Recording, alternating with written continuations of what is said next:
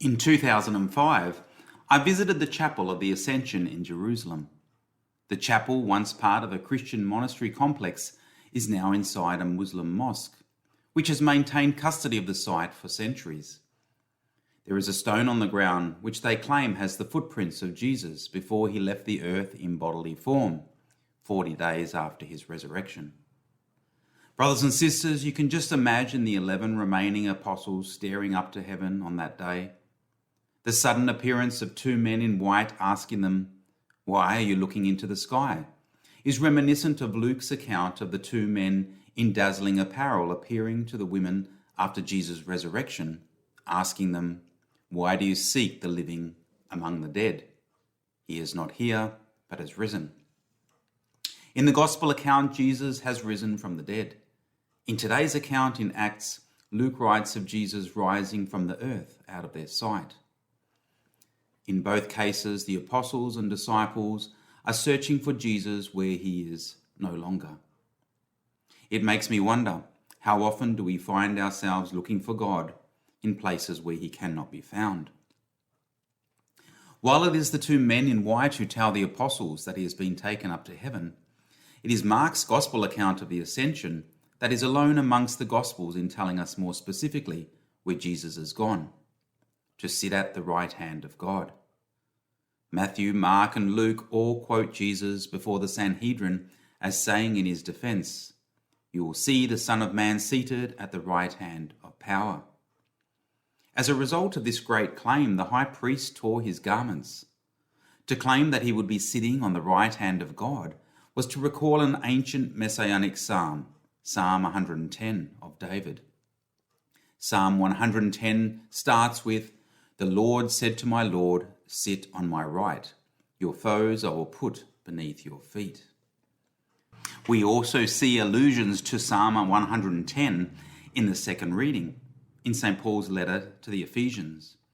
Paul refers to the demonstration of the Father's great power by firstly raising Jesus from the dead, and then making him sit at his right hand in heaven, far above any sovereignty, authority, power, or domination.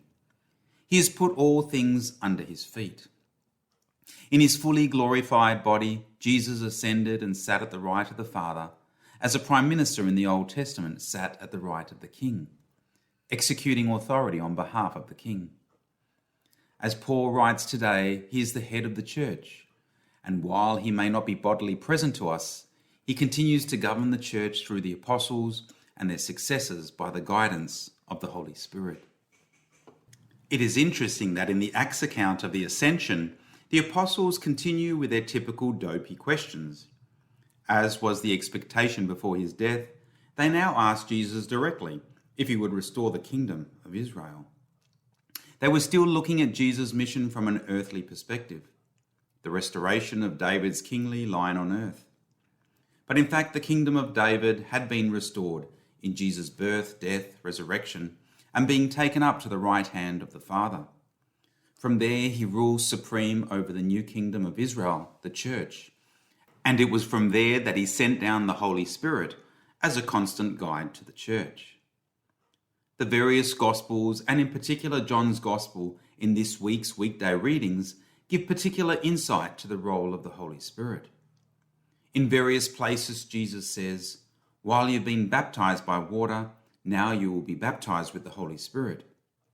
You will receive the gift of the Holy Spirit. The Advocate, the Spirit of truth, will be my witness. The Advocate will show the world how wrong it was about sin and about judgment. The Spirit of truth will lead you to the complete truth. The Holy Spirit will prove you, and finally, you will receive power when the Holy Spirit comes on you." And brothers and sisters, in receiving these gifts and powers of the Holy Spirit, which we will celebrate next Sunday, the apostles and disciples, men and women, were empowered to go out and proclaim the good news to all creation, to both baptize and celebrate the other sacraments, to prophesy and to teach, to cast out demons and to heal the sick, to perform signs and wonders for the conversion and salvation of the world. And brothers and sisters, when the work is finally done on that last day, as the Acts account of the Ascension tells us, Jesus will come back in the same way as you've seen him go there. And so, celebrating the feast of the Ascension today, we reaffirm our creed, which reads, He ascended into heaven and is seated at the right hand of the Father. He will come in glory to judge the living and the dead, and his kingdom will have no end.